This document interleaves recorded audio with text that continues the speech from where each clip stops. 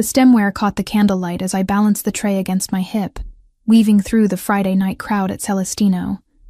5 months of working here had taught me to navigate the narrow spaces between tables without disturbing the expensive conversations happening around me. The restaurant hummed with the kind of energy that came from people who had money to burn and nowhere else they needed to be.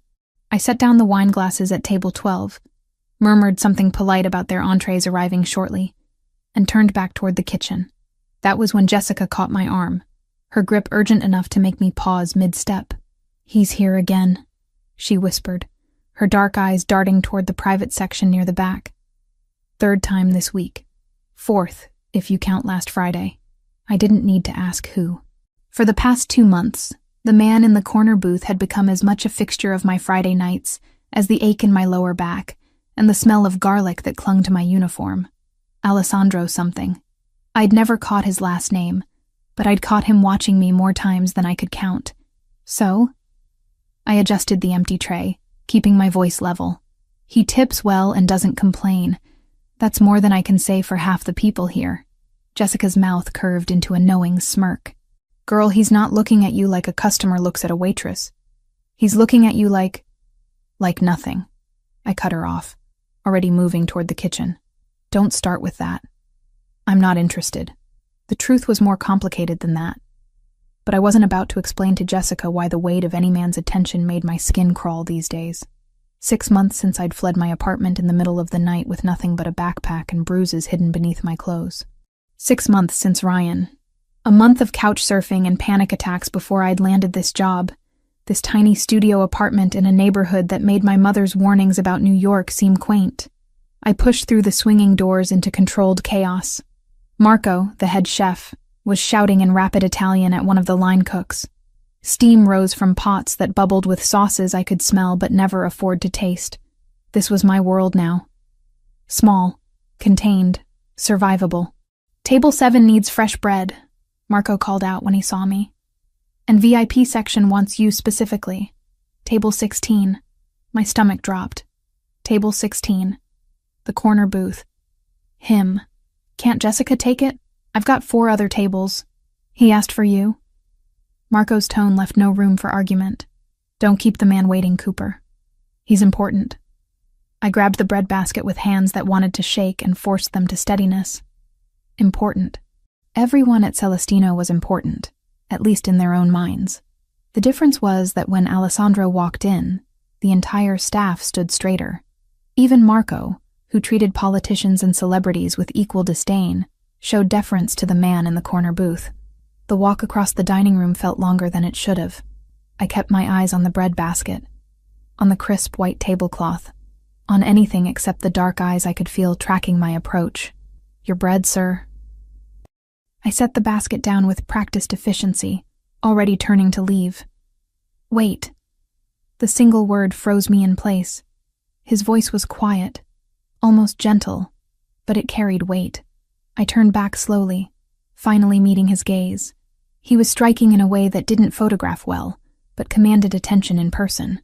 Dark hair swept back from a face all sharp angles and shadows, with eyes so deep brown they appeared black in the candlelight. He wore a charcoal suit that probably cost more than 3 months of my rent, but he wore it like he'd forgotten he had it on. "Yes, sir? You've been working here 5 months." It wasn't a question, but I nodded anyway. "You're good at what you do. Efficient. Observant.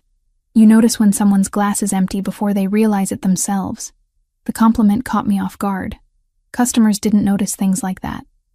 They didn't notice me at all, which was exactly how I preferred it. "Thank you, sir. Is there something you need?" "Your name." "Haley." The word came out automatically before I could stop it, before I could remember that giving him even that small piece of myself felt dangerous. "Haley." He repeated it like he was testing how it felt. "I'm Alessandro Ferraro."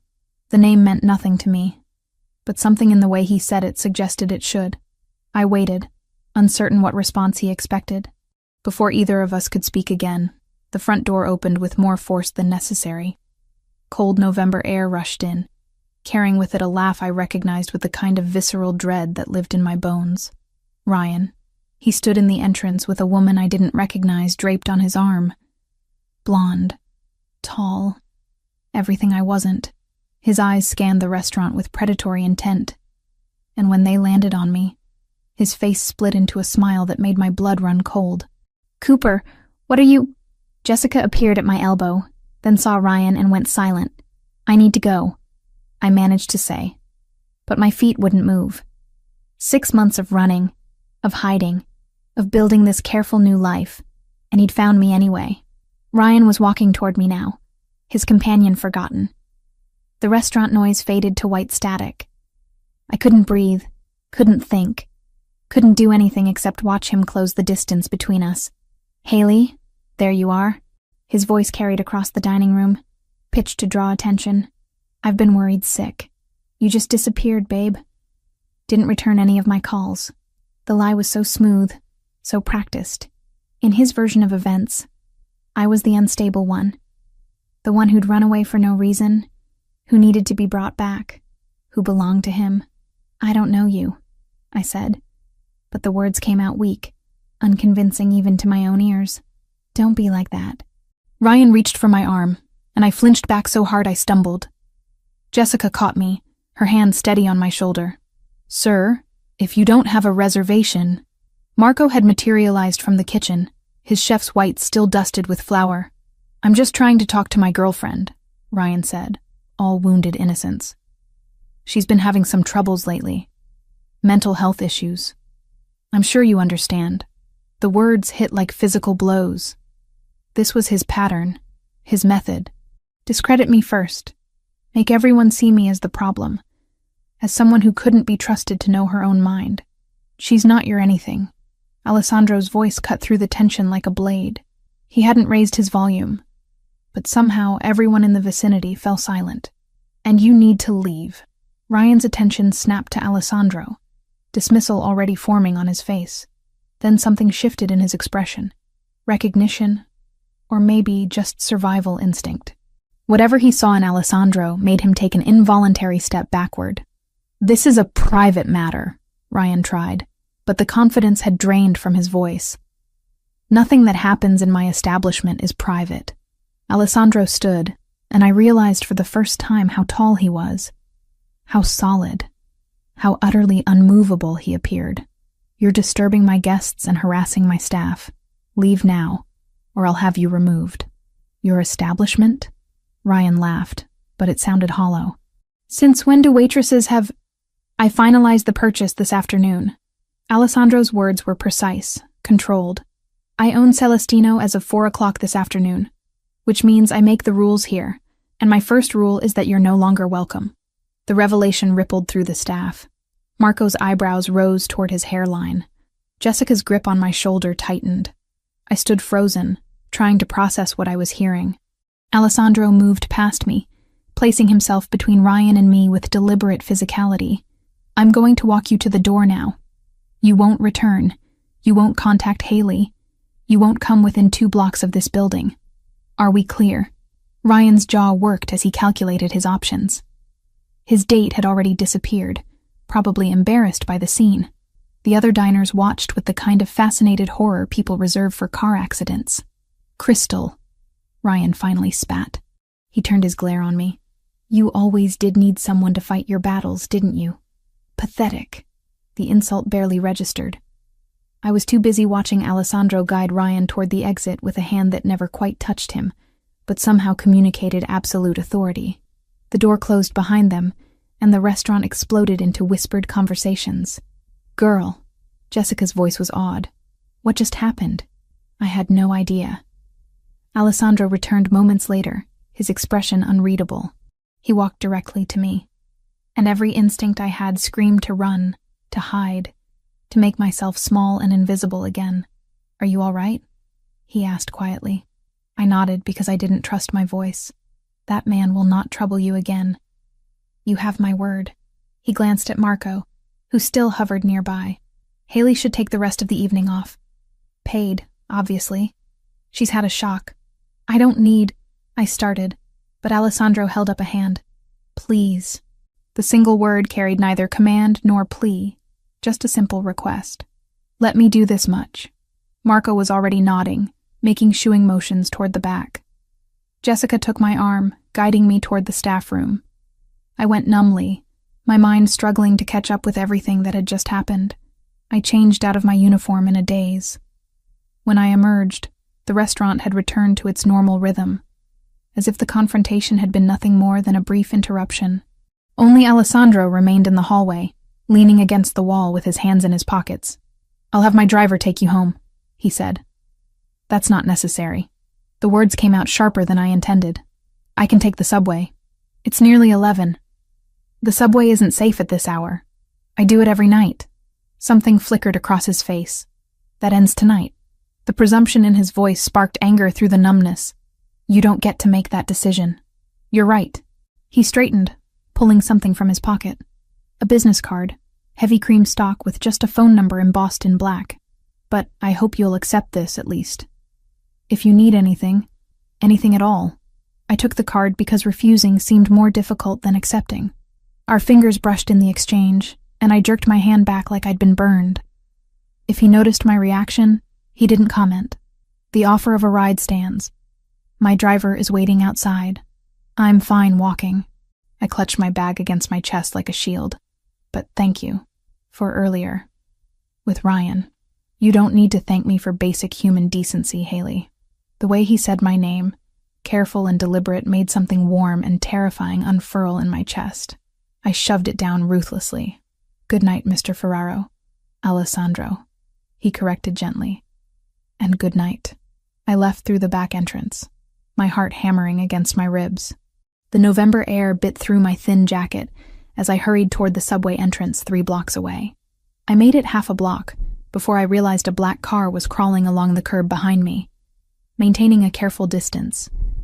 His driver, following me home whether I'd agreed or not. I should have been angry, should have been terrified by the presumption, by yet another man deciding what was best for me without asking. Instead, as I descended into the subway station and the car finally drove away, all I felt was a confusing mixture of relief and something dangerously close to gratitude.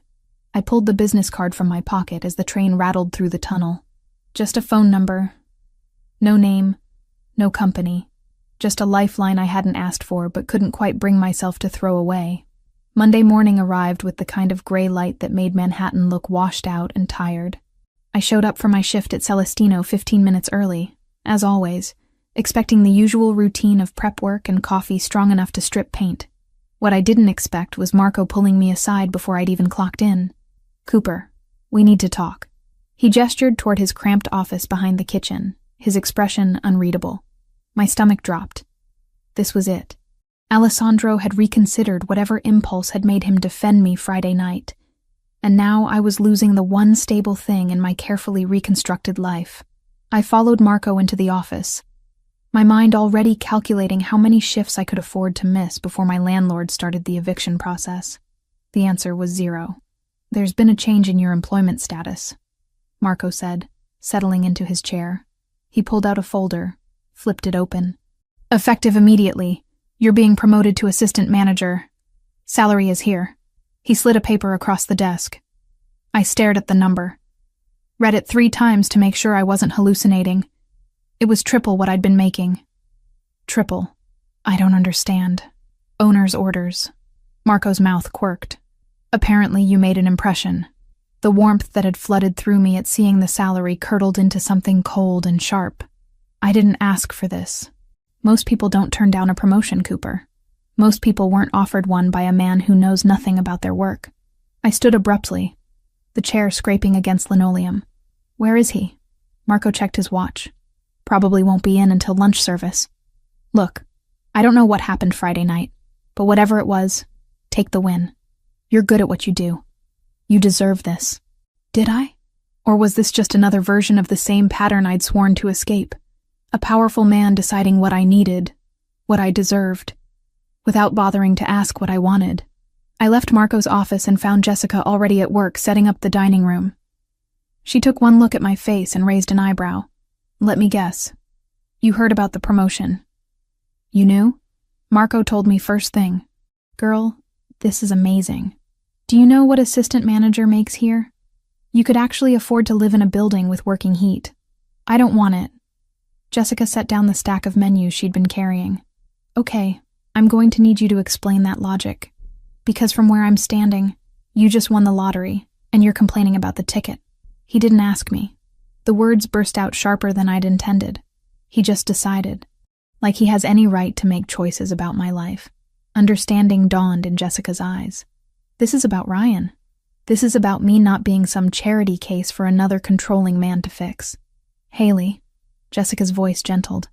I've been working here 3 years. I've seen Alessandro Ferraro exactly 6 times before 2 months ago. You know what he did for the last assistant manager when she asked for a raise? He said no. You know what he does for most staff? The bare minimum required by law. She paused. He bought this entire restaurant. Do you understand how much money that is? And the first thing he does is promote you. Exactly. Don't you think that's weird? I think it's a man who sees something he wants and goes after it. Jessica picked up her menus again. The question is, what are you going to do about it? I spent the morning shift in a haze of resentment and confusion, my movements automatic as I took orders and delivered food. The lunch rush started at 11:30, and right on schedule, Alessandro walked through the door. He looked different in daylight, less intimidating, almost approachable in dark slacks and a gray sweater that probably cost more than my monthly rent but looked comfortable. He scanned the dining room, found me immediately, and made his way to his usual table. I let him wait. Served 3 other tables first, refilled water glasses, checked on dessert orders. When I finally approached his table, my jaw was set and my resolve firm. We need to talk, I said without preamble. He glanced up from the menu he'd been pretending to read. Then talk. Not here.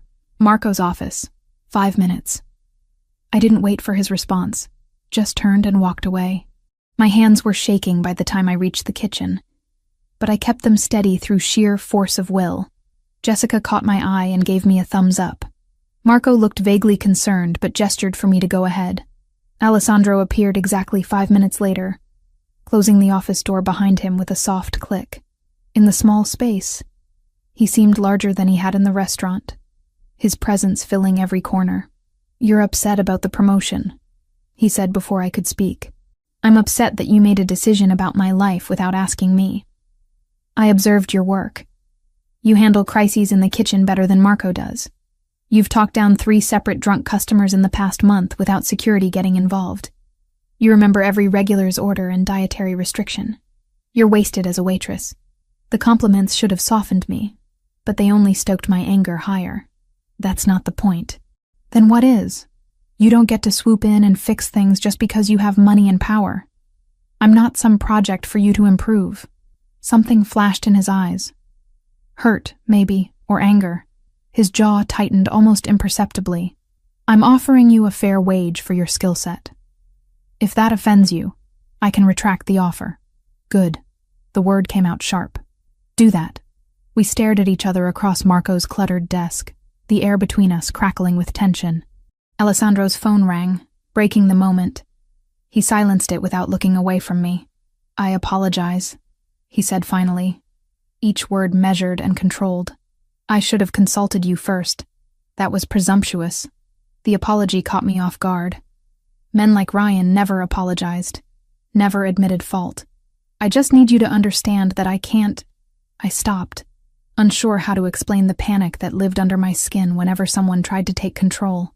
I need to make my own choices. Understood. He nodded once, crisp and businesslike.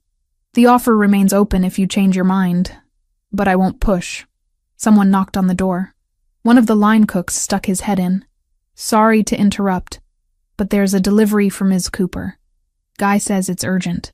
Alessandro and I emerged from the office to find a courier holding a large manila envelope. He checked his clipboard. Haley Cooper? That's me. The envelope was heavy, official. My name and the restaurant's address were printed on the front in sterile block letters. My hands felt numb as I tore it open. Legal documents spilled out. A restraining order. Against me. Filed by Ryan Mitchell. Claiming I'd been harassing him with obsessive phone calls and threatening messages.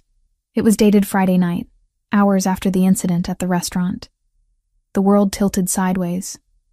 I grabbed the counter to steady myself, the papers shaking in my grip.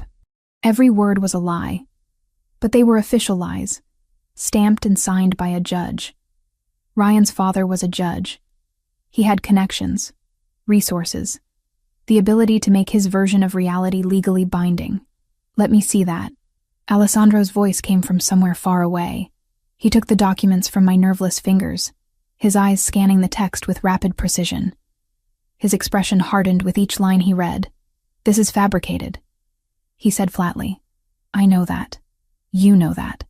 But his father is Judge Mitchell. Do you know how much power that is?" My voice cracked. "I can't afford a lawyer. I can't fight this. He's going to destroy me, and there's nothing I can do about it." Alessandro pulled out his phone and walked a few steps away, speaking in rapid Italian to someone on the other end. I heard words I recognized. Lawyer, immediately, false accusation, mixed with ones I didn't. He spoke with the kind of authority that suggested the person on the other end had no choice but to comply. When he ended the call, he came back to me. "My attorney will have this dismissed by end of business today. You can't just watch me." He held up the restraining order. "Ryan Mitchell has made a critical error. He filed false legal documents. That's a crime, and his father's position won't protect him from serious criminal charges if I choose to pursue them." "Why would you do this?" The question burst out of me. "You don't know me. You don't owe me anything. Because it's wrong." He said it simply, as if that explained everything. Because men like him rely on their victims being too afraid or too poor to fight back, and because you deserve better than to be terrorized by someone you had the courage to leave. My throat tightened with unshed tears. I refused to cry in front of him, in front of anyone. Tears were weakness, and I'd learned the hard way that weakness only invited more pain. Alessandro's phone buzzed. He glanced at it, then back at me. "My attorney needs some information from you. It won't take long." He paused. "May I add my number to your phone? As an emergency contact?" The request was so simple, so reasonable, but it felt like standing on the edge of a cliff, about to step off into empty air. "This doesn't make us—" I stopped, not sure how to finish the sentence. "Friends? Allies? Something more dangerous?" "It makes you someone I can help if you need it," Alessandro said quietly. "Nothing more, nothing less." I handed him my phone with trembling fingers. He typed in his number, saved it under just his first name, and returned the phone to me. His hand brushed mine in the exchange, warm and solid and real. "The restraining order will be withdrawn by 5 o'clock, he said. "Ryan will not file another one.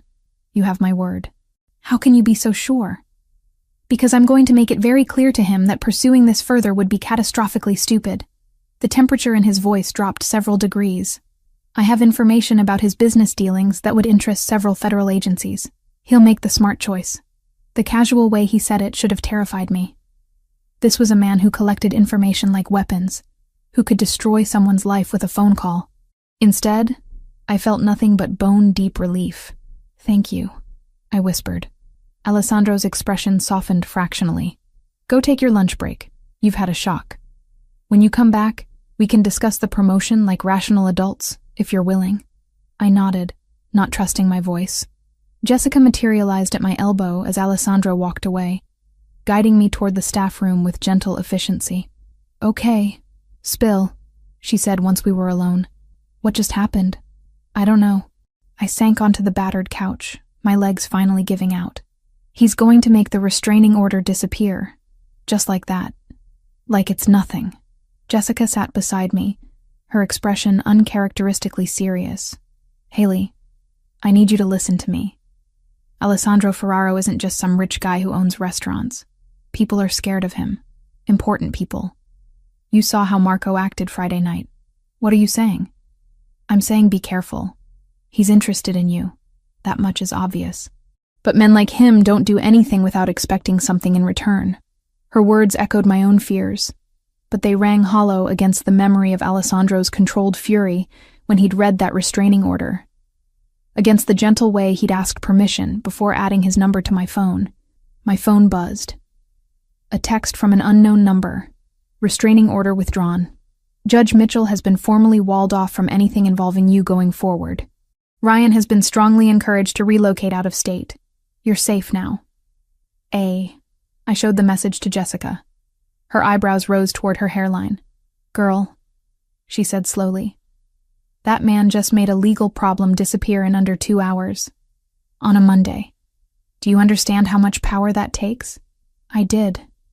And it terrified me almost as much as it reassured me. My phone buzzed again. This time it was from Ryan's number. Just 3 words. "You'll regret this." My blood turned to ice. Alessandro had been wrong. Ryan wasn't smart enough to back down, wasn't rational enough to recognize when he was outmatched. He would keep coming, keep trying to hurt me, until one of us was destroyed. I forwarded the message to Alessandro without letting myself overthink it. His response came immediately. "Noted. Forwarding to my attorney. This constitutes harassment. Ryan is building his own legal grave." Then another message. "You're safe, Haley. I meant what I said." Jessica read the exchange over my shoulder and whistled low. "Okay. Maybe I was wrong. Maybe he's one of the good ones. There are no good ones," I said automatically, the words worn smooth by repetition. "Just ones who hide it better. Or maybe," Jessica said gently, "you're so used to men like Ryan that you can't recognize when someone actually gives a damn about you." I didn't have an answer for that. 2 weeks slipped by in a rhythm I hadn't expected to find comforting. Alessandro came to Celestino 4 times each week, always requesting a table in my section, always ordering the same dishes, always leaving before the restaurant closed. We spoke in careful pleasantries about the weather, the menu, nothing that ventured into personal territory. Jessica said it was the most restrained courtship she'd ever witnessed. I refused to call it courtship at all. The promotion sat between us like unexploded ordnance. I hadn't accepted it, but I hadn't formally declined either.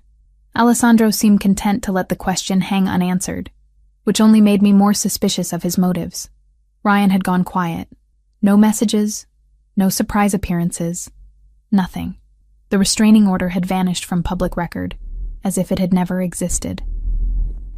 Alessandro's attorney had sent me a brief email confirming everything was resolved, with a phone number to call if I needed anything else.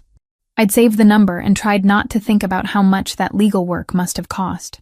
Friday night found me closing down my section, my lower back aching from 8 straight hours on my feet. Jessica had left an hour earlier, and most of the kitchen staff was finishing cleanup. I walked home through streets that had become familiar, my keys threaded between my fingers out of habit rather than genuine fear. The November cold had teeth tonight, biting through my jacket and making my breath fog in the streetlight. I climbed the 4 flights to my apartment, already mentally cataloging what I had in the fridge that could pass for dinner. Probably nothing. Maybe I'd just go straight to bed. My door was unlocked. I stopped on the landing, staring at the handle that sat slightly ajar. I never left it unlocked. Never. My hand moved to my pocket, fingers closing around my phone. But I didn't pull it out yet. Maybe I'd forgotten this morning. Maybe I was so tired that I'd walked out without checking. I pushed the door open slowly. The apartment was destroyed.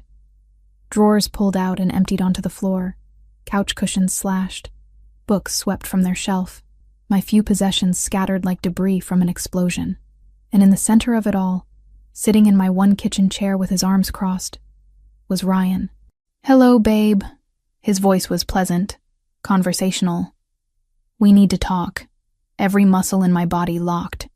Fight or flight screamed through my nervous system, but I couldn't do either. I could only stand frozen in the doorway, keys cutting into my palm. "How did you get in here?" "I didn't need a key to get in, Haley. You never were very observant."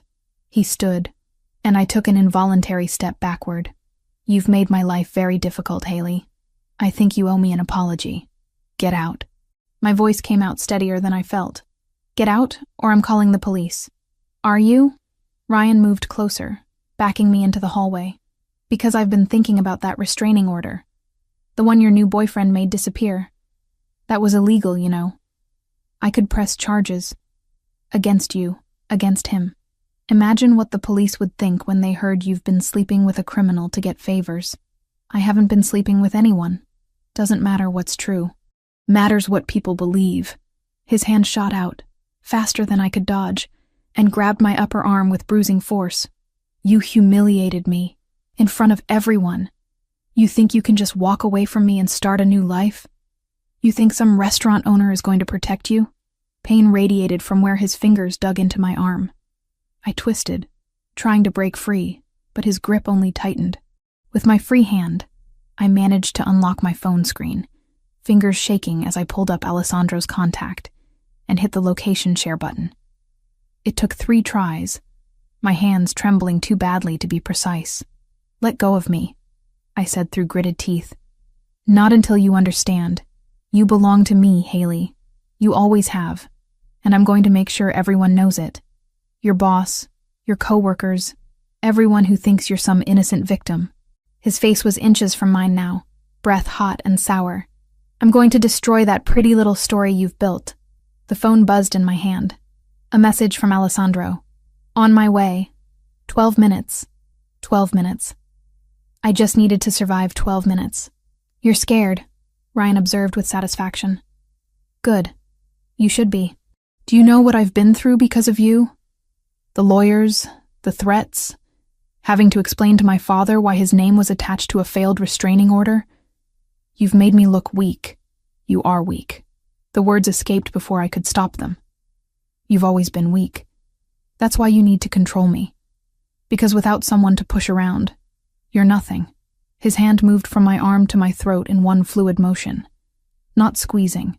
Not yet. Just resting there with implicit threat. "Say that again." I couldn't speak. Could barely breathe. But I met his eyes with every ounce of defiance I could summon. The sound of footsteps on the stairs made Ryan's head snap toward the stairwell. Heavy footsteps, purposeful, multiple sets. His grip on my throat loosened fractionally. Alessandro appeared first, taking in the scene with a single sweeping glance. Behind him came 2 other men. One was tall and broad-shouldered, with a broken nose that suggested violence was a familiar language. The other was leaner, watchful, with hands that stayed near his jacket pockets. "Step away from her." Alessandro's voice was absolutely calm, which somehow made it more terrifying than if he'd shouted. "Right now." Ryan's hand fell away from my throat. He manufactured a smile, the kind that used to charm my friends and confuse my family. "This is just a misunderstanding. Haley and I were having a discussion. Couples stuff, you know how it is. We're not a couple," I managed to say, my voice rough. "We haven't been for 6 months." Alessandro moved closer, placing himself between Ryan and me with deliberate physicality. "Did he hurt you?" I wanted to say no, to minimize it, to make this whole situation disappear, but Alessandro was looking at my arm, at the place where Ryan's fingers had left red marks that were already darkening to bruises. Something in his expression shifted. The careful control slipped for just a moment, and what showed beneath was cold and absolutely merciless. "Michael," he said without taking his eyes off Ryan, "remove our guest from the building. Make sure he understands that returning to this address would be inadvisable." The broad-shouldered man moved with surprising grace. He didn't touch Ryan, just positioned himself in a way that made retreat the only logical option. Ryan looked between them, calculations running behind his eyes. "This isn't over," he said to me. "Yes," Alessandro said quietly. "It is. If you contact Ms. Cooper again, if you come near her workplace or her home, if you so much as think about her too loudly, you'll discover exactly how unpleasant I can make your life. Am I being clear? You're threatening me in front of witnesses. I'm making you a promise. There's a difference." Alessandro's tone never changed, never rose, never wavered from that deadly calm. "Michael will escort you out now. The next time you need escorting, it won't be nearly so polite." Ryan looked at me one last time, something like hatred burning in his eyes, then let himself be guided toward the stairs. The lean man followed, and their footsteps echoed down the stairwell until the building's front door slammed shut. Only then did Alessandro turn to me. "Are you hurt anywhere else?" I shook my head, not trusting my voice. Now that the immediate danger had passed, my legs felt unsteady. I leaned against the wall, trying to keep myself upright through sheer determination. Alessandro surveyed the destroyed apartment, his jaw tightening. He didn't have a key. "I didn't give him one," I said, staring at the damage. "I never would." The admission felt like failure. "The lock is broken." Alessandro crouched by the door, examining the mechanism. He damaged it, forcing his way in. This door won't lock properly tonight. Alessandro's thumb moved over his phone. Michael is calling the police and the building manager, he said, voice clipped with control. There will be a report. Photos. A paper trail. His gaze lifted to mine. He doesn't get to do this and vanish into the dark. I'll wedge a chair under the handle. I've done it before. He stood, brushing off his hands. You're not staying here. I don't have anywhere else to go. There's a hotel 3 blocks from Celestino, the Meridian. I'll take you there tonight. Tomorrow we can discuss a more permanent solution. The presumption in his voice sparked anger through my shock. You can't just decide that. I can, and I am. He pulled out his phone. You're in shock. Your apartment is compromised, and your ex-boyfriend just demonstrated that he has no regard for your safety. Those are facts. The logical response is to remove you from this location immediately. I can't afford a hotel. The words came out sharp, humiliating. I can barely afford this place. Alessandro didn't even pause. I'm paying for it. No. I pushed off from the wall, anger giving me strength. I don't want your charity. I don't want to owe you anything. Something flashed across his face. Frustration, maybe, or hurt. This isn't charity. This is basic human decency. You're not safe here. Let me help you. Why? The question burst out of me. Why do you care? You barely know me. Because Ryan was right about one thing. Alessandro's voice dropped lower. I am going to protect you. Not because you're weak. Not because I want to control you. But because I can, and he can't, and someone should. We stared at each other across my ruined apartment. I could feel my resistance crumbling, worn down by fear and exhaustion, and the simple fact that he was right. I wasn't safe here. One night, I said finally. Just tonight. Tomorrow I'll figure something else out. Alessandro nodded. One night. I'll help you pack what you need. He moved through my apartment with efficient purpose, finding my backpack amid the destruction and beginning to gather clothes. I watched numbly as he folded my things with unexpected care, selecting practical items without asking for guidance. A change of clothes, toiletries from the bathroom, the book I kept on my nightstand. Ready? He asked when the bag was full. I took one last look at the apartment. It had never been much, but it had been mine. My first place after escaping Ryan.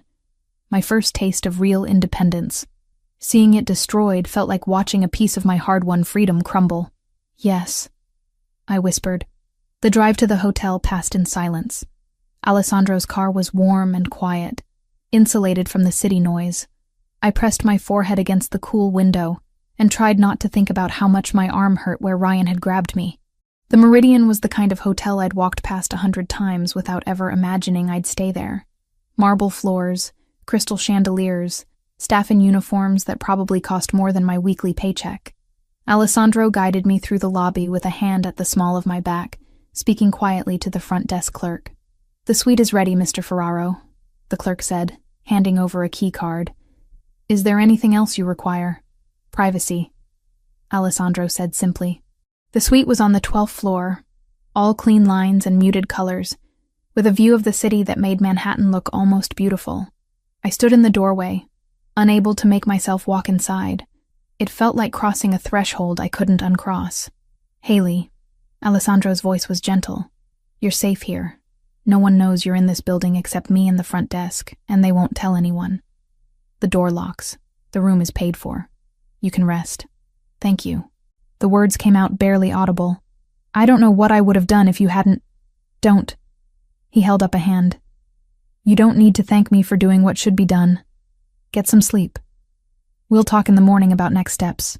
He turned to leave, and something in me panicked at the thought of being alone with my thoughts, with the memory of Ryan's hand on my throat. Alessandro. He stopped, looked back. Thank you anyway, even if you think I shouldn't say it.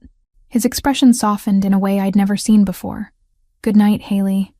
Lock the door behind me. I did, the deadbolt sliding home with a solid click that made me feel fractionally safer. Then I stood in the middle of the beautiful suite and finally let myself fall apart. Morning light filtered through the hotel curtains in shades of gold that seemed too gentle for how I felt. I'd spent most of the night staring at the ceiling, replaying Ryan's hand on my throat, the casual violence in his grip, the promise of worse to come. Sleep had come in fitful bursts around 4 a.m, leaving me groggy and disoriented when someone knocked on the suite door at 8. I checked the peephole before opening it. Alessandro stood in the hallway holding a cardboard tray with 2 coffee cups and a white paper bag that smelled like fresh pastries. Behind him stood an older woman in a tailored gray suit, her silver hair pulled back in a neat bun, carrying a leather briefcase. "Good morning," Alessandro said when I opened the door. "I brought breakfast. And my attorney. I hope that's acceptable." I must have looked as wrecked as I felt because his expression shifted to concern. "Did you sleep at all?" "Some." I stepped back to let them in, suddenly aware that I was still wearing yesterday's clothes, that my hair was a disaster, that I probably looked like exactly what I was, someone barely holding it together. The attorney extended her hand with a professional smile. "Caroline Webb. Mr. Ferraro briefed me on your situation. I'm sorry you're going through this." We settled around the suite's small dining table. Alessandro distributed coffee with the kind of efficiency that suggested he'd done this before, while Caroline pulled documents from her briefcase and arranged them in neat stacks. "I'll be direct," Caroline said, opening a folder. "Your ex-boyfriend filed a civil lawsuit against you yesterday afternoon. Defamation of character, claiming your allegations of abuse have damaged his professional reputation and personal relationships. He's seeking $200,000 in damages." The number hit me like a physical blow. 200,000. I didn't have $200 in my savings account. The coffee cup trembled in my hands. "He can't do that," I said, even though I knew he already had. "Everything I said about him is true. Truth is an absolute defense against defamation," Caroline agreed. "But defending yourself in court costs money. Legal fees for a case like this could easily run $50,000 or more. Ryan's banking on you not being able to afford representation, which would result in a default judgment in his favor. So he wins." My voice sounded hollow, even to my own ears. "He gets to destroy me, and there's nothing I can do about it." "That's not what I said." Caroline's tone was firm, but not unkind. "I'm willing to represent you pro bono. No charge for my services." I looked between her and Alessandro, trying to understand the catch. "Why would you do that?" "Because I don't like bullies," Caroline said simply. "And because Alessandro asked me to. We've worked together for 15 years. When he tells me someone needs help, I listen." Alessandro had been quiet during this exchange, his attention seemingly focused on his coffee, but I could feel him watching me, gauging my reactions. "There's more you should know," Caroline continued. "I did some preliminary investigation into Ryan Mitchell's background. He owes approximately $80,000 to various creditors, including some individuals who don't take kindly to missed payments. He has a pattern of behavior with former girlfriends. 2 separate women filed complaints about harassment and assault, but both cases were dismissed when the women suddenly declined to testify. Likely they were paid off or intimidated into silence. Each revelation made my stomach tighten. I'd known Ryan was cruel, but hearing it laid out in legal terms made it real in a way my own experiences hadn't. "He blames you for his current circumstances," Caroline said.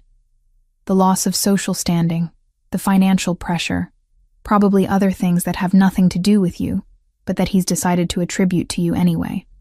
Men like him need someone to blame for their failures. What do I do?" The question came out small, defeated. "First, you stop blaming yourself." Caroline's voice softened. "Second, you let me handle the legal aspects. Third, and this is important, you accept that you're not safe in your current living situation and make appropriate arrangements." I looked at Alessandro. "You told her about the apartment." "I told her you needed options," he corrected. "The offer stands. I own a property in Chelsea. There's a vacant unit on the 5th floor. It's yours for 6 months while we resolve this situation legally. Rent-free." I can't accept that. The refusal was automatic, trained into me by years of independence hard-won and fiercely guarded. "Why not?" Alessandro's question was genuine, not challenging. "Because I don't want to owe you. Because accepting help feels like giving up control. Because—" I stopped, unable to articulate the tangle of pride and fear and exhaustion that made the idea of being indebted to anyone unbearable. "Because you're used to men who help only when they want something in return," Caroline finished quietly. I understand that impulse, but sometimes accepting help is the strongest thing you can do. Alessandro set down his coffee cup with deliberate care. I'm not Ryan. I'm not going to hold this over you or use it as leverage. You need a safe place to live. I have one available. The math is simple. Nothing about this is simple. I stood, needing to move, to put distance between myself and their reasonable arguments. You're asking me to move into an apartment you own. Let your attorney represent me for free. Except that you'll just fix all my problems because you've decided to. How is that different from Ryan deciding what I needed and making choices for me? Alessandro's jaw tightened, the first sign of frustration I'd seen from him. The difference is I'm asking, not telling. You can say no. You can walk out of this hotel right now. Go back to your broken apartment. Face Ryan alone with no resources and no protection. That's your choice to make, not mine. The bluntness of his words stung because they were true. I didn't have other options. I'd been running on pride and stubbornness for so long that I'd forgotten how to recognize genuine help when it was offered. I need time to think, I said finally. Of course. Caroline began gathering her documents. Take all the time you need. My contact information is in here. She handed me a folder. Call me when you're ready to discuss the lawsuit defense. Or don't. But know that the offer remains open. They left together, and I was alone again with my coffee going cold and my thoughts spiraling. The suite felt too large, too quiet, too much like a cage even though the door was unlocked and I could leave whenever I wanted. I spent the rest of Saturday in that hotel room, ordering room service I barely touched and avoiding the calls from Jessica that started around noon. By Sunday, I'd watched every movie the hotel offered and memorized the pattern of cracks in the ceiling. By Monday, I was climbing the walls with restless anxiety. Alessandro didn't call, didn't text, didn't show up with more coffee and reasonable arguments. His absence felt louder than his presence had. Tuesday morning, Jessica appeared at my door with a duffel bag and a determined expression. Marco told me where you were. I'm not leaving until we talk. I let her in because refusing seemed like more effort than I could muster.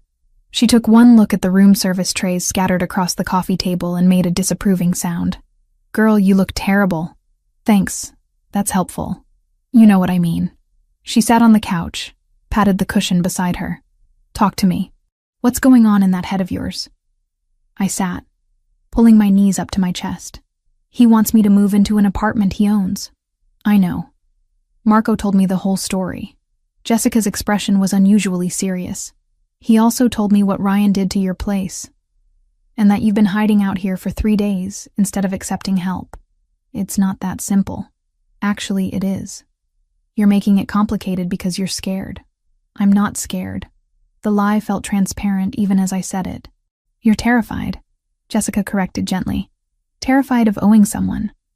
Terrified of being controlled again. Terrified that accepting help makes you weak. Am I close? I pressed my face against my knees, unable to answer. Listen to me, Haley. I've known you for 5 months. In that time, I've watched you work double shifts to pay rent, seen you skip meals to save money, heard you turn down every offer of help like it's poison. She paused. And I've also seen the way Alessandro looks at you. That man is not trying to control you. He's trying to help you. There's a difference. How can you be sure? Because controlling men don't ask permission. They don't respect boundaries. They don't hire expensive attorneys and then disappear for 3 days to give you space to think. Jessica took my hand. Ryan conditioned you to see kindness as manipulation. But not everyone is Ryan. Her words settled into the quiet spaces of my thoughts, finding cracks in my defenses. What if I accept, and he expects something in return? Then you leave. You have that power. You've always had it. Jessica squeezed my hand. But I don't think he will. And I think you're using that fear as an excuse not to let someone care about you. I wanted to argue, to defend my carefully constructed walls. But exhaustion had worn me down to something closer to honesty. I don't know how to do this, I whispered. I don't know how to accept help without feeling like I'm giving up pieces of myself. Maybe that's the point. Maybe accepting help isn't about giving up anything. Maybe it's about admitting you deserve to have people in your corner. We sat in silence for a while, Jessica's presence steady and grounding. Finally, she pulled out her phone and set it on the coffee table between us. Call him. Thank him properly for what he's done. And if you want to accept the apartment, accept it. If you don't, tell him no, and we'll figure something else out together. But stop torturing yourself by sitting here alone. She left the phone and let herself out, giving me privacy I hadn't asked for but desperately needed. I stared at the phone for 20 minutes before I picked it up. Alessandro answered on the second ring. Haley, just my name, but I could hear the question in it. Are you all right? No, I admitted, but I will be, I think. What do you need? The question was so simple, so open. Not what he thought I needed, not what he'd decided was best. Just asking. I need to accept your help, I said, the words coming easier than I'd expected. The apartment, the attorney, all of it. If the offer still stands. It does. His voice warmed perceptibly. When would you like to see the place? Now, if that's possible. I can't stay in this hotel anymore. I'm losing my mind. I'll be there in 10 minutes. He arrived in 8, looking like he'd run the whole way. His hair was slightly disheveled, his jacket unbuttoned, and there was actual relief in his expression when he saw me. You're sure about this? He asked. No, but I'm doing it anyway. Something like respect flickered across his face. That's the bravest thing you could have said. The drive to Chelsea passed in comfortable silence. Alessandro didn't push me to talk, didn't ask questions, just let me exist in the quiet space of the car while the city rolled by outside. The building was beautiful in an understated way. Red brick with white trim, a small courtyard garden, security cameras discreet but visible. The lobby was clean and well-maintained without being ostentatious. 5th floor, Alessandro said, leading me to the elevator. Corner unit. It's been vacant for about 6 months. I had it cleaned and furnished last month. Just basic pieces, but you can add whatever you'd like. The apartment took my breath away. Hardwood floors, large windows that let in afternoon light, a kitchen with actual counter space, a bedroom that could fit more than just a bed. It was twice the size of my old place, 100 times nicer, and the rent would normally be completely beyond my means. The building has security, Alessandro was saying, walking me through the space. Cameras in the lobby and hallways, coded entry at the front door. The locks are new. I had them changed last week. You'll be the only one with a key. Last week, I repeated. You did this last week, before you knew if I'd accept. He had the grace to look slightly embarrassed. I wanted to be prepared if you said yes. That's incredibly presumptuous. Yes, he agreed. It is. I apologize. I walked to the windows, looking down at the street below. People hurried past, wrapped in scarves and winter coats, living their normal lives. From up here, the city looked manageable instead of overwhelming. Thank you, I said without turning around. For this. For the attorney. For showing up when I needed help. For respecting my space when I needed time. For all of it. I heard him move closer, stopping a careful distance behind me. You're welcome. For what it's worth, I don't do this lightly. Involving myself in someone's life. But something about you. He stopped, searching for words. You deserve to feel safe. Everyone does. But you especially. Why especially? Because you're still fighting. After everything he put you through, you're still standing. That takes strength most people don't have. I turned to face him. He was close enough that I could see the amber flecks in his dark eyes. The faint lines at the corners that suggested he didn't smile often, but sometimes did. I'm not as strong as you think I am. You're stronger. His voice was certain. Moving into this apartment doesn't make you weak or indebted or anything except smart. It makes you someone who recognizes when accepting help is the strategic choice. Strategic, I echoed, almost smiling. Is that what we're calling it? Would you prefer I call it what it is? Me wanting to make sure you're safe because the alternative is unacceptable? His expression turned serious. I sleep better knowing you're in a building with security cameras and working locks. Call it selfish if you want, but it's true. The admission hung between us. Honest and vulnerable in a way I hadn't expected from him. I'll take it, I said. The apartment. For 6 months, like you offered.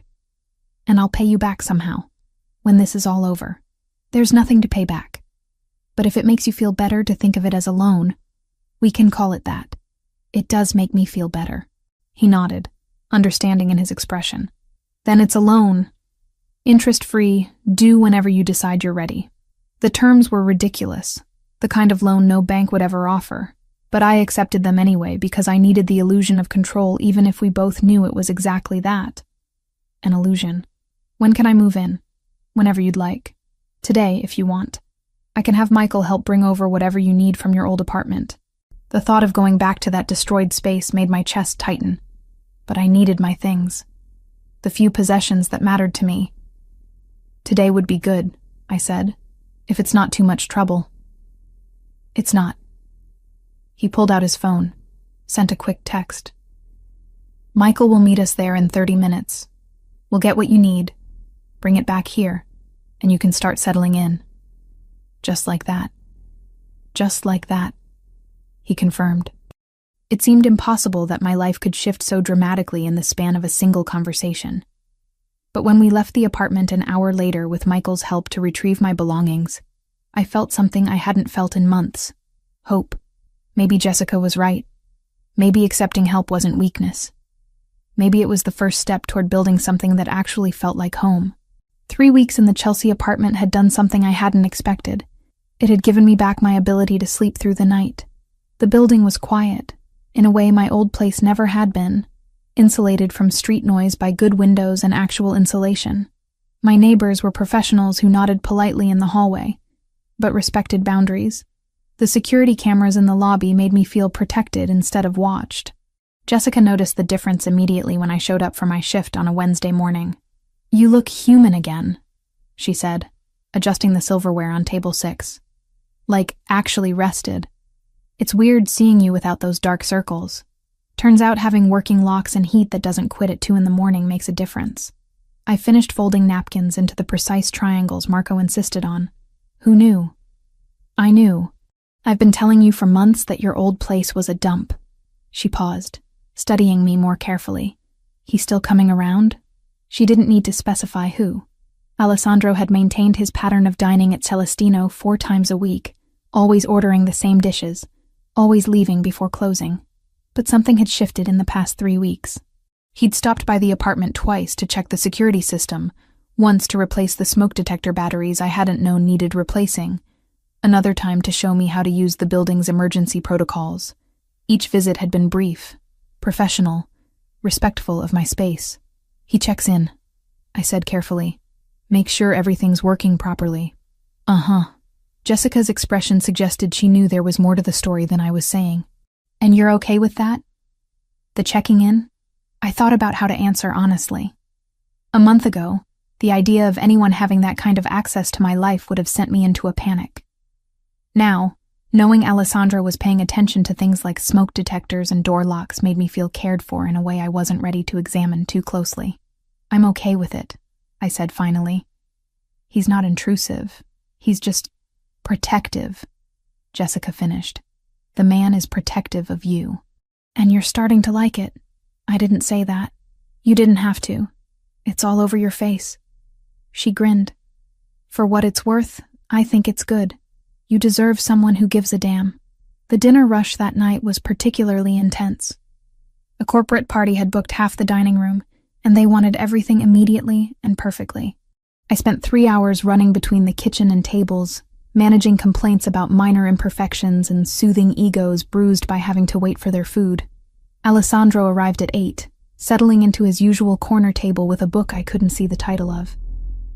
I brought him water without being asked, already anticipating his order.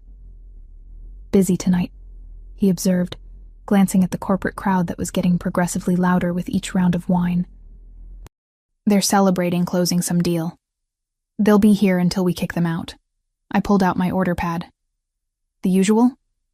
Please. He closed his book, giving me his full attention in that way he had that made me feel like the only person in the room. How's the apartment? Any issues? It's perfect, really.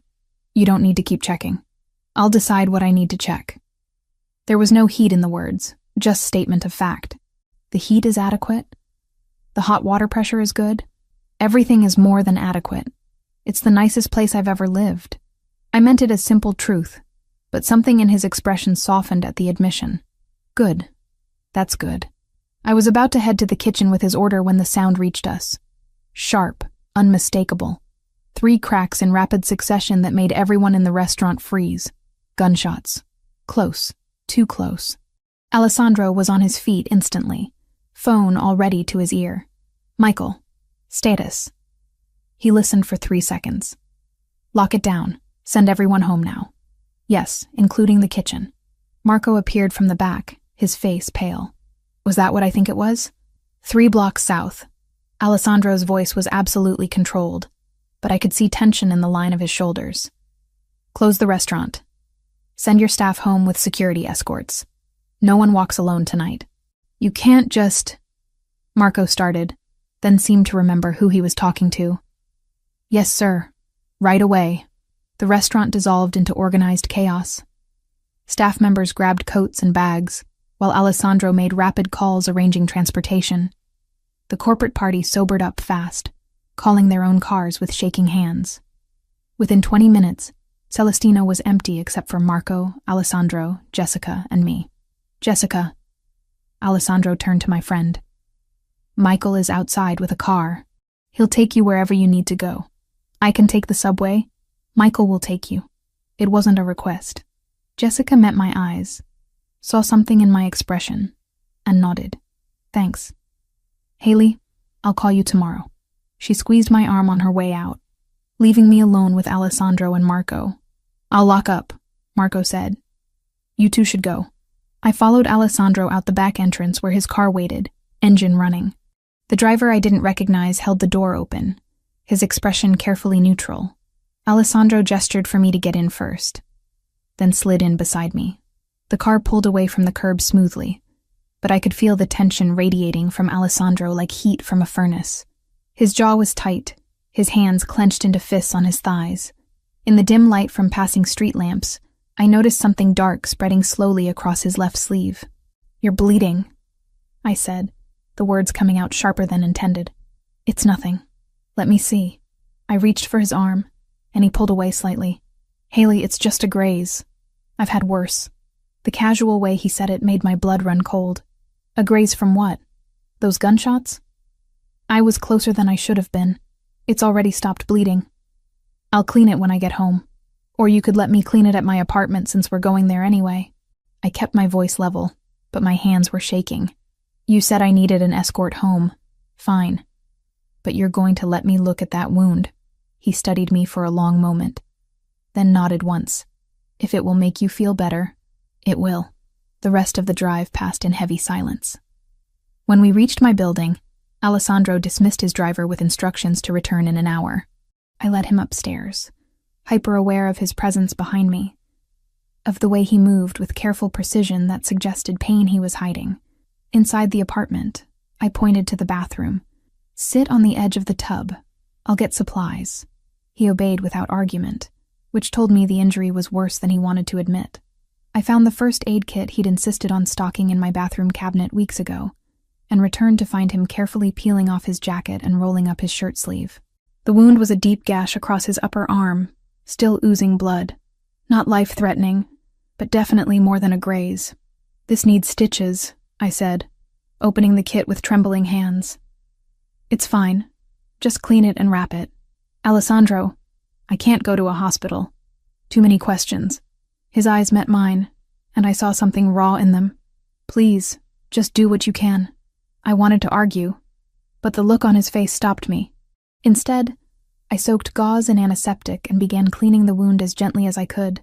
He didn't flinch, didn't make a sound, just sat perfectly still while I worked. What happened? I asked quietly. And don't tell me it was random violence. Those shots were too close to the restaurant to be coincidence. Alessandro was silent for so long I thought he wouldn't answer. Then, do you really want to know? Once I tell you, you can't unknow it. I want to know.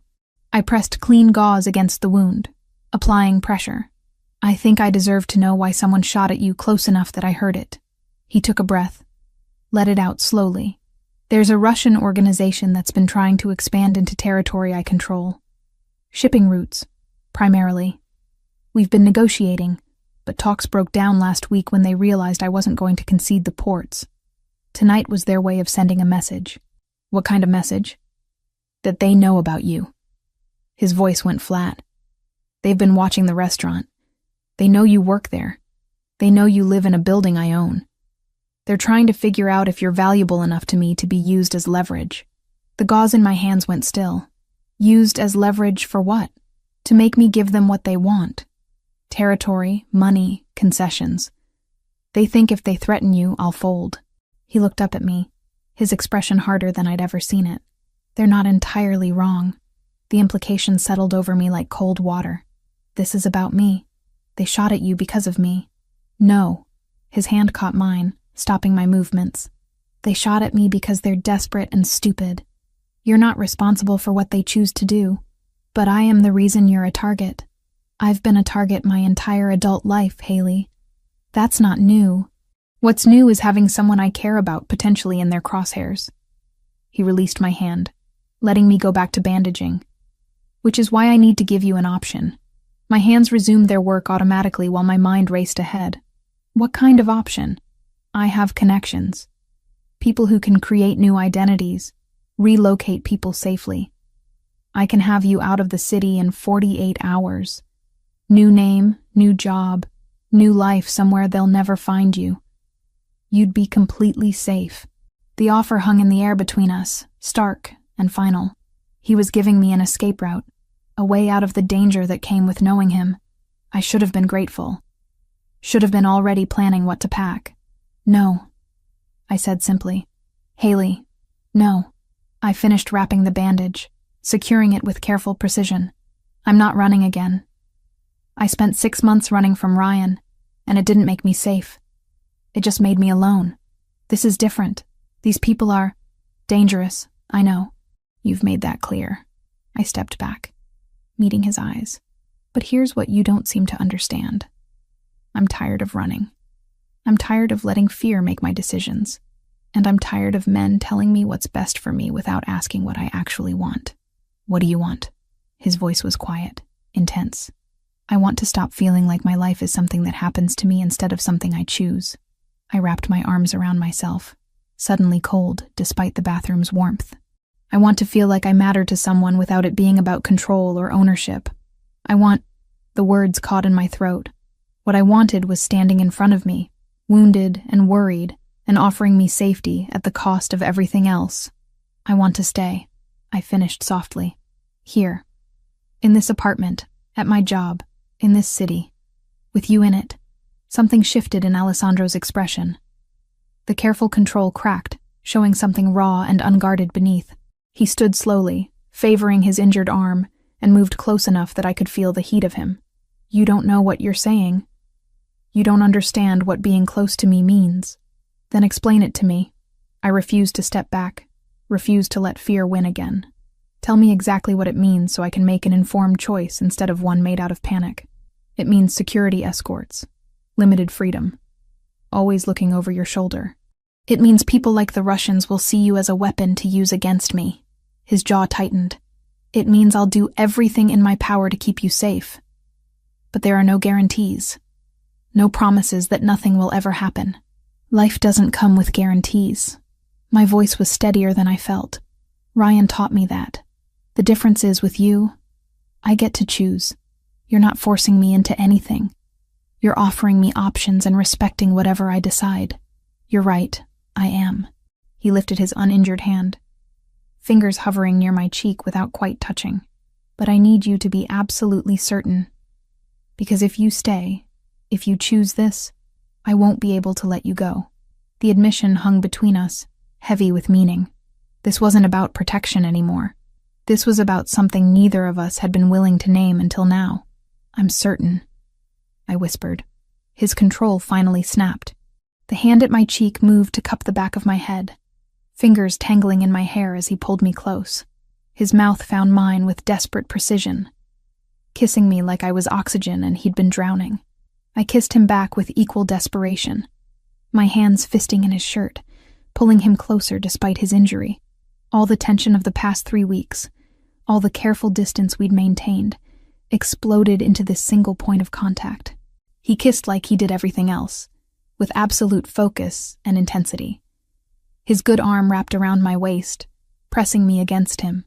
I could feel his heart hammering against my chest, could taste coffee and something darker on his tongue. When we finally broke apart, both breathing hard, his forehead rested against mine. "This is a terrible idea," he said, but he didn't let go. Probably. My hands were still twisted in his shirt. But I'm done making only safe choices. He pulled back enough to look at me, his eyes searching mine. "You're vulnerable right now. Scared. I won't take advantage of that." "You're not taking advantage. I'm choosing you." I met his gaze steadily. "There's a difference." "There is." His thumb traced my lower lip with heartbreaking gentleness. "Which is why I'm going to leave now. Before we do something you'll regret in the morning." "I won't regret it." "Maybe not." He pressed a kiss to my forehead, soft and achingly tender. "But I need you to be sure. I need you to choose me when you're not running from something else. Can you understand that?" I did, even though every nerve in my body was screaming for him to stay. He was giving me time, space, respect. Everything Ryan had never offered. "Go," I said, even though the word hurt. "But come back, please. Tomorrow." It was a promise. "We'll talk tomorrow. Really talk. About what this means, what you're choosing, all of it." He left, and I locked the door behind him with shaking hands. My lips still tingled from his kiss. My hands still remembered the feel of his shirt beneath my fingers. Every part of me wanted to chase after him, to pull him back, to finish what we'd started. But he was right. I needed to be sure, needed to choose him from a place of strength, not fear. Tomorrow, I would make that choice. Tonight, I would let myself feel the weight of it, the possibility and the danger and everything in between. Alessandro didn't come back the next day, or the day after that. By the third day, I'd stopped checking my phone every 5 minutes for messages that never arrived. By the fifth day, Jessica was giving me concerned looks every time she caught me staring at his empty table during dinner service. "He's avoiding you," she said on the 7th night, after we'd closed, and I was wiping down tables with more force than necessary. "And you're pretending you don't care." "I'm not pretending anything." I scrubbed at an imaginary stain. "He's busy. He has businesses to run. A life that doesn't revolve around me." "Right. And that's why Michael has been doing the security checks instead of him." I'd noticed. Michael had shown up twice in the past week to verify the building's systems, both times with polite efficiency and absolutely no explanation for Alessandro's absence. He'd been professional, thorough, and completely unwilling to answer any questions about his boss. "Maybe he changed his mind," I said, the words tasting bitter. "Maybe he realized getting involved with someone like me is more trouble than it's worth." Jessica stopped restocking napkins and turned to face me fully. "Or maybe he's scared. Did you consider that? Men like Alessandro don't get scared. Everyone gets scared, Haley. Especially when they care about something enough to lose it." She paused, studying my face. "You should talk to Michael. Really talk to him. I bet he knows more than he's letting on." I dismissed the idea at the time, but it stuck with me through the rest of the week. By Friday, when Michael showed up for another security check, I was ready. "We need to talk," I said, as he was preparing to leave my apartment. "And not about smoke detectors." Michael paused, his hand on the door handle. He was a big man, easily 6'3", with shoulders that suggested he'd been hired more for intimidation than conversation. But his eyes were kind beneath the professional mask. "About Alessandro," I continued when he didn't respond. "About why he's avoiding me. That's not my place to discuss, Ms. Cooper." I kissed him. He kissed me back. Then he disappeared. I think that makes it at least partially my place. I crossed my arms, trying to project confidence I didn't feel. "Please, I need to understand what I did wrong." Something shifted in Michael's expression. He closed the door and moved back into the apartment, leaning against the counter with a sigh. "You didn't do anything wrong," he said finally. "Alessandro is protecting you. From himself. That doesn't make sense." "It does, if you know his history." Michael hesitated. clearly weighing how much to reveal. He had a sister. Younger. Her name was Sophia. The past tense made my stomach clench. What happened to her? She fell in love with someone in the organization. Not Alessandro's operation, he wouldn't have allowed it, but a rival family. The man claimed he'd leave that life for her. Alessandro tried to stop it, but Sophia was stubborn. She thought love would be enough. Michael's jaw tightened. 4 years ago, there was a dispute over territory. Sophia was caught in crossfire at a restaurant. Wrong place, wrong time. She died in Alessandro's arms. The image hit me like a physical blow. I thought about Alessandro's careful control, his insistence on my safety, the way he'd offered me an escape route instead of asking me to stay. He swore after that he'd never put someone he cared about in danger again. Michael continued. Never let anyone close enough to be used as leverage. And then you showed up, and he couldn't help himself. He's been watching you for months, trying to convince himself to walk away, but he can't. And that terrifies him. So he's avoiding me because he cares about me? The irony was almost painful. He's avoiding you because last week's shooting made him realize you're already in danger just by knowing him. And he can't bear the thought of you ending up like Sophia. Michael straightened. That's why I'm telling you this, Ms. Cooper. If you're going to pursue this, you need to understand what you're asking him to overcome. It's not just about danger. It's about 4 years of grief and guilt. After Michael left, I sat on my couch for an hour, processing everything he'd told me. Alessandro wasn't avoiding me because he'd changed his mind. He was avoiding me because he was terrified of losing me the way he'd lost his sister. I pulled out my phone and sent a text to Michael. What's Alessandro's office address? The response came immediately, along with a warning. He won't be happy, I told you. I'll take that risk. The address led me to a building in the financial district, all glass and steel and the kind of anonymous corporate presence that didn't draw attention. I talked my way past building security by claiming I had a delivery, then took the elevator to the 15th floor. Alessandro's office was at the end of a quiet hallway. Through the frosted glass door, I could see his silhouette at a desk, phone pressed to his ear. I knocked before I could lose my nerve. The conversation stopped mid-sentence. I'll call you back, he said. And moments later, the door opened. He looked exhausted. Shadows under his eyes suggested he'd been sleeping as poorly as I had. His shirt was wrinkled, tie loosened, and there was coffee staining his cuff. When he saw me, something like pain flashed across his face. Haley, what are you doing here? Michael told me about Sophia. I pushed past him into the office before he could close the door. About what happened to her. About why you've been avoiding me. Alessandro's expression closed off immediately. Michael had no right. He had every right. Someone needed to tell me the truth instead of letting me think you'd just decided I wasn't worth the trouble. I turned to face him. Anger and hurt and understanding all tangled together. You can't protect me from everything, Alessandro. And you can't make my choices for me. I watched my sister die because she chose to be with someone in this life, he said, his voice raw. I held her while she bled out on a restaurant floor. Do you understand what that means? What it did to me? I understand that it was tragic and unfair, and not your fault. I took a step closer. But I'm not Sophia. And you're not the person who killed her. You can't punish yourself forever for something you couldn't control. I can keep you safe by staying away from you. No, you can't. The Russians already know about me. They already see me as leverage. Staying away won't change that. It'll just make me face it alone instead of with you. I moved closer still, until I was near enough to see the gold flecks in his dark eyes. I'm choosing this, Alessandro. Knowing the risks, understanding the danger, fully aware of what happened to your sister. I'm choosing you anyway. His control was fracturing. I could see it in the tension of his shoulders, the way his hands clenched at his sides. You don't know what you're asking. Then tell me.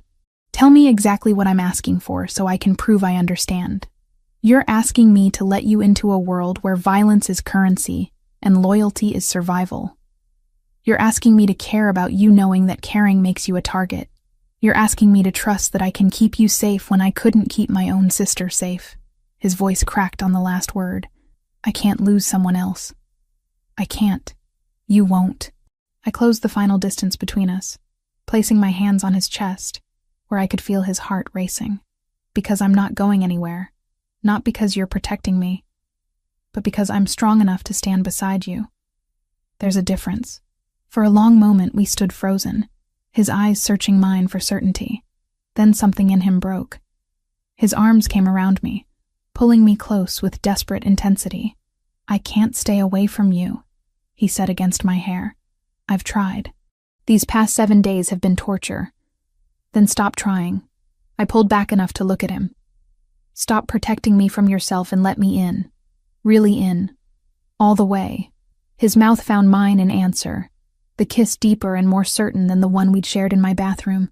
This wasn't desperation or fear. This was choice. His hands framed my face like I was something precious, and I kissed him back with everything I had. When we finally broke apart, both breathing hard, he rested his forehead against mine. "No more avoiding," he said. "No more pretending I can walk away. But you need to promise me something." "What?" "If it gets too dangerous, if I tell you to run, you run. No arguments, no hesitation. You trust me enough to do that." "I promise." The words came easier than I'd expected because I understood what he was really asking. Not for obedience, but for the assurance that I valued my own life enough to protect it. "Then we're doing this." He pulled back, his expression still serious but lighter somehow. "Really doing this. You and me." "You and me," I agreed, and for the first time in a week, I felt like I could breathe properly. The next 2 weeks were a revelation. Alessandro stopped treating me like something fragile that might shatter under pressure. We fell into a rhythm of dinners at my apartment, conversations that lasted until 2 a.m, stolen kisses in the back hallway of Celestino when he thought no one was watching. He told me about his childhood in Italy, about his parents who'd built the organization from nothing, about Sophia's laugh and her terrible taste in music. I told him about my parents, dead in a car accident when I was 19. About the student loans I'd taken to put myself through culinary school. About the dreams of being a chef that Ryan had systematically crushed. About the shame of staying as long as I had with someone who hurt me. "Shame is a weapon abusers use," Alessandro said one night, his fingers tracing patterns on my arm as we lay on my couch. "It keeps you silent, keeps you from seeking help. You survived him. That's not shameful. That's strength." Jessica noticed the change immediately. She pulled me aside during a slow lunch service, her expression caught between happiness and concern. "You two are together now," she said. It wasn't a question. "Yes. Good. He's been different these past 2 weeks. Lighter. I didn't think Alessandro Ferraro knew how to be light." She paused. "Just promise me you're being careful. Not just physically, emotionally. I promise. Because I see the way you look at him, girl. And I see the way he looks at you. This isn't some casual thing. This is real." She was right. What Alessandro and I had was terrifyingly real, built on honesty and trust, and the kind of vulnerability neither of us had offered anyone else. It should have scared me. Instead, it felt like the first genuine thing I'd had in years. The charity event was Alessandro's idea. A small fundraiser for a children's hospital, he explained. Low-key, minimal publicity, just local business people supporting a good cause. I could wear something comfortable, meet a few of his associates, leave whenever I wanted. I borrowed a wine-colored dress from Jessica, simple and elegant without being flashy. Alessandro picked me up in his car, and the approval in his eyes when he saw me made me feel beautiful in a way I hadn't felt in years. The event was exactly what he'd promised, understated and genuine. I met his business partners, shook hands with people whose names I recognized from news articles, drank champagne that probably cost more than my weekly paycheck. Alessandro kept his hand at the small of my back, a constant warm presence that made navigating the unfamiliar social territory bearable. We were leaving when someone asked for a photo. "Just a quick picture for the hospital's website," the organizer explained. Alessandro looked at me, silently asking permission. I nodded. The photo was innocent, his arm around my waist, both of us smiling at the camera, nothing scandalous or newsworthy. I forgot about it the moment it was taken. 3 days later, it was everywhere. Someone had posted it to social media with a caption identifying Alessandro by name. From there, it spread, shared, commented on, dissected by people who had opinions about who Alessandro Ferraro spent time with and why. I was working a dinner shift when Michael appeared, his expression grim. He spoke quietly to Alessandro, who'd been dining alone at his usual table. I watched Alessandro's face harden, watched him pull out his phone and scroll through something that made his jaw clench. He stood abruptly and crossed to where I was refilling water glasses.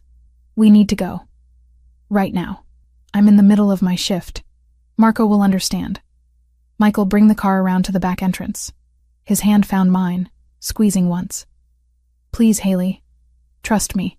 The urgency in his voice cut through my confusion. I followed him to the back, calling an apology to Jessica as we passed.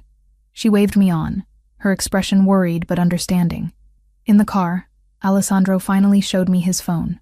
The photo from the charity event, reposted dozens of times with increasingly speculative captions. But that wasn't what made my blood run cold. It was the message he'd received an hour ago. A photo of me leaving Celestino that morning, edited to show a red laser sight centered on my back. "The Russians," I whispered. "They're escalating, making it clear they know exactly where to find you." His voice was controlled, but I could hear the fury beneath it. "I'm pulling you from the restaurant effective immediately. You're not to go anywhere without security. Anywhere at all. For how long? Until I eliminate the threat." He met my eyes. "I know you want autonomy. I know you hate feeling controlled. But this is non-negotiable. Your safety comes first." I wanted to argue, wanted to insist I could still live my life despite their threats. But the image of that laser sight kept flashing through my mind. "Okay," I said quietly. "What do you need me to do?" Relief washed over his features. "Stay at the apartment. Michael will be stationed in the building. Jessica can visit, but only after being cleared by security. I'm handling the Russian problem personally." "How?" His expression went cold. "You don't want to know." He was probably right. But as we drove through the city toward my apartment, past people living normal lives without death threats and organized crime, I wondered what exactly I'd chosen. Not just Alessandro, but everything that came with him. When we reached the building, Alessandro walked me up himself. At my door, he pulled me close, holding me like he was afraid to let go. "This will be over soon," he promised, "and then we can have something that looks like normal." "I don't think we're built for normal," I said, but I held him just as tightly. After he left, I called Jessica. She answered on the first ring. "I heard what happened," she said immediately. "Marco told everyone. Are you okay?" "I'm safe. Scared, but safe." I sank onto the couch, exhaustion catching up with me. "Jessica, I don't know if I can do this. Living in fear, having security escorts, knowing there are people who want to hurt me just because of who I care about. Then you know how he feels every single day," she said gently. "Welcome to loving someone whose life comes with complications." The word hung between us. Love. I hadn't said it yet, hadn't let myself think it. But Jessica was right. This was what love looked like in Alessandro's world. Fierce and protective and terrifying. "I'll come by tomorrow," Jessica promised. "Bring food and terrible movies. We'll get through this." After we hung up, I sat alone in my apartment, doors locked and security systems armed, and thought about choices. I'd chosen Alessandro knowing the risks. Now I had to prove I was strong enough to live with those consequences. 4 days of protective custody had taught me several things about myself. First, I was terrible at sitting still. Second, daytime television was designed to slowly erode human intelligence. Third, I missed Alessandro with an intensity that surprised me, even though he called twice daily and visited every evening after handling what he vaguely referred to as negotiations. I was pacing the apartment for the 100th time that Thursday afternoon when my phone buzzed with a text from Jessica's number. Relief flooded through me. She'd said she'd try to visit today if security cleared it. But the message made my stomach drop. "Haley, I need you. I'm at your old apartment. Ryan showed up. I'm scared. Please come. Can't talk. He might hear." My fingers flew across the screen trying to call her back. The number rang once, then went to an automated message saying the line was disconnected. I tried again with the same result. Ryan. At my old apartment. with Jessica trapped there somehow. My mind raced through scenarios. None of them good. Jessica must have gone to retrieve something I'd left behind. And Ryan had been waiting. He knew we were friends. He'd use her to get to me. I grabbed my coat and keys, my hands shaking so badly I dropped them twice. The security guard Michael had stationed in the building lobby, a quiet man named David, stood as I rushed toward the exit. "Ms. Cooper, you're not supposed to leave without— My friend is in trouble. She's with my ex. He's dangerous." The words tumbled out in a rush. "I have to help her." David's hand moved to his phone. "Let me call Michael first. We can send someone." "There's no time. She texted 5 minutes ago. If Ryan realizes she contacted me—" I didn't finish the sentence. Couldn't articulate the worst-case scenarios spinning through my mind. "Ms. Cooper, my orders are clear. You don't leave this building without proper security escort." "Then come with me." I was already pushing past him toward the door. "But I'm going whether you follow or not." He reached for my arm, but I was faster, fueled by panic and the desperate need to help Jessica the way she'd helped me. I burst through the front entrance and into the street, already scanning for a taxi. The hand that grabbed my other arm was too strong, too practiced. Before I could scream, something pressed against my mouth. Cloth. Chemical sweet. The world tilted sideways as I tried to fight, tried to remember the self-defense moves I'd never actually practiced. But my limbs weren't responding properly, and the street was spinning. And then everything went dark. I woke to the smell of rust and motor oil. My head pounded with a rhythm that matched my heartbeat, and when I tried to move, I discovered my hands were bound behind me with something that cut into my wrists. Zip ties, I realized distantly. My ankles were similarly secured. The space around me slowly came into focus. A warehouse. Mostly empty, except for a few scattered crates and industrial equipment that looked decades old. Sunlight filtered through grimy windows set high in the walls, creating bars of light across the concrete floor. 3 men stood several feet away, speaking in Russian too rapid for me to follow even if I'd understood the language.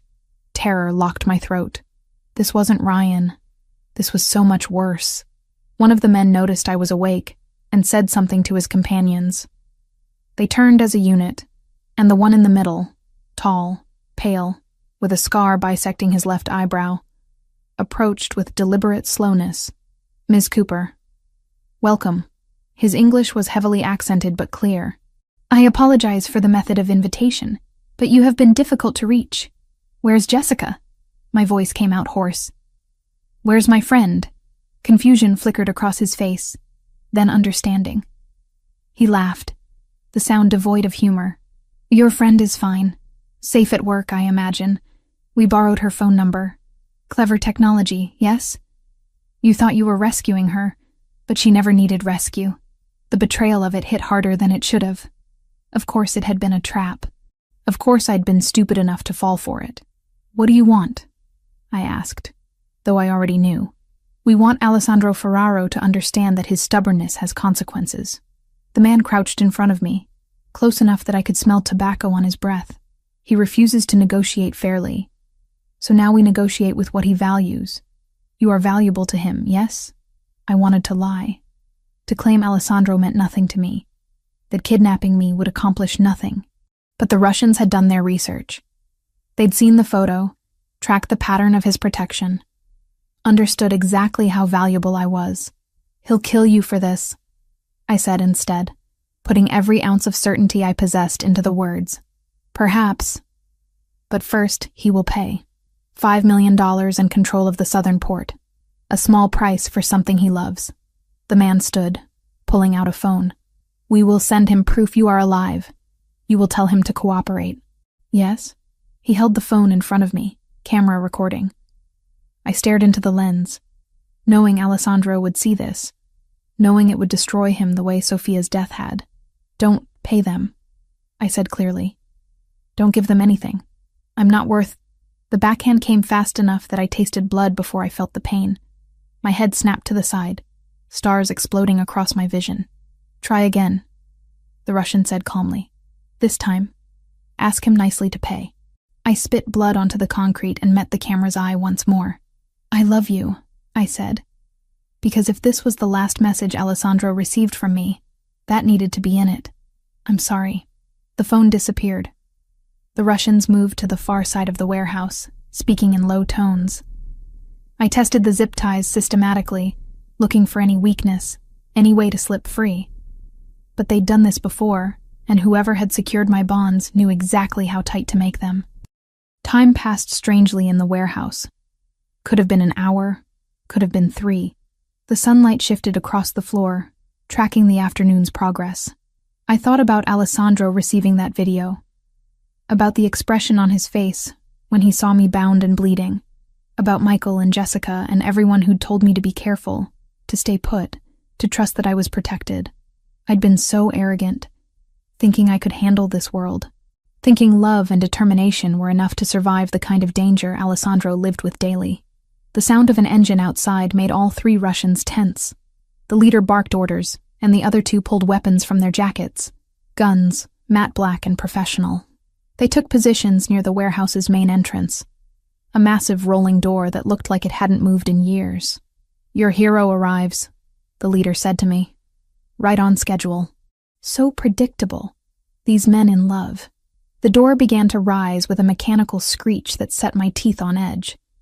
A figure stood silhouetted in the opening. Alessandro, alone, carrying a black duffel bag that presumably held $5 million in cash. "Don't come in!" I shouted, my voice cracking. "It's a trap!" He came in anyway, because of course he did.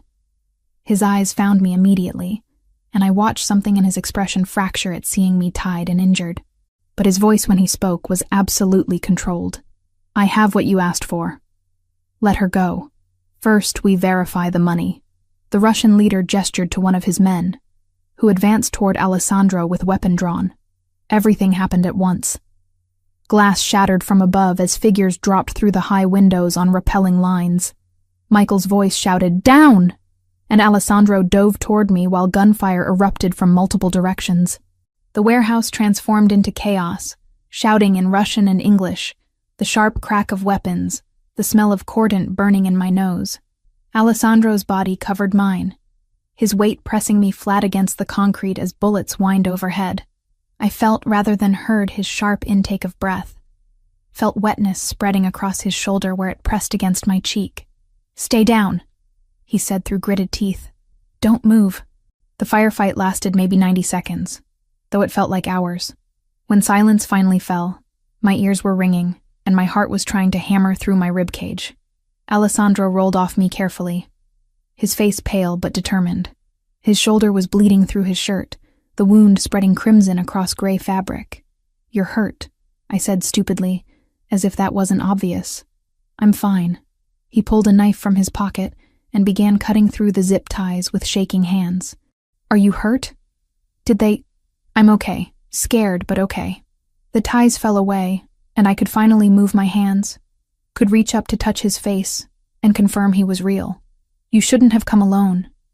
You shouldn't have risked." There was never a question of risk. His hands framed my face with heartbreaking gentleness. "You're mine to protect. That doesn't have conditions." Michael appeared, checking the Russians who lay motionless across the warehouse floor. His team, 4 others I didn't recognize, were already moving through the space with tactical efficiency, securing weapons and checking for additional threats.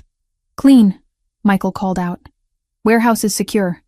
We need to move before police arrive." Alessandro helped me to my feet, his injured arm hanging awkwardly at his side. I pressed my hand against his wound, trying to slow the bleeding. He didn't flinch, just kept his good arm around my waist as we made our way to the waiting vehicles. The ride to the hospital passed in a blur of sirens, and Michael's calm voice on the phone coordinating with what sounded like law enforcement. Alessandro kept his eyes on me the entire time, his thumb tracing circles on my wrist like he needed the physical confirmation I was alive. "I'm so sorry," I said for the 10th time. "I thought Jessica was in danger. I didn't think—" "You thought like someone who loves her friends and wants to protect them. That's not wrong." His voice was rough with pain and something deeper. "But we're going to have serious conversations about security protocols after this. After you get treated for the bullet wound you took because of me. I'd take 100 bullets if it meant keeping you safe." He said it like it was simple fact, not dramatic declaration. That's what this means, Haley. Loving someone in this world. It means being willing to bleed for them. The hospital staff recognized Alessandro immediately and rushed him into treatment with efficiency that suggested they'd done this before. I refused to leave his side, holding his hand through the process of cleaning and stitching the wound. The bullet had gone clean through the fleshy part of his shoulder. Painful, but not life-threatening, the doctor assured us. When we were finally alone in the private room they'd given him, Alessandro pulled me onto the bed beside him with his good arm. "I need to ask you something," he said, his voice serious despite the pain medication making his words slightly fuzzy. "And I need you to really think before you answer. Okay, move in with me. Not the Chelsea apartment. My home. Permanently. Not because of security or protection or any practical reason." He took a breath. "Because I love you. Because I want to wake up next to you every morning and know you're safe and mine. Because I'm done pretending this is temporary."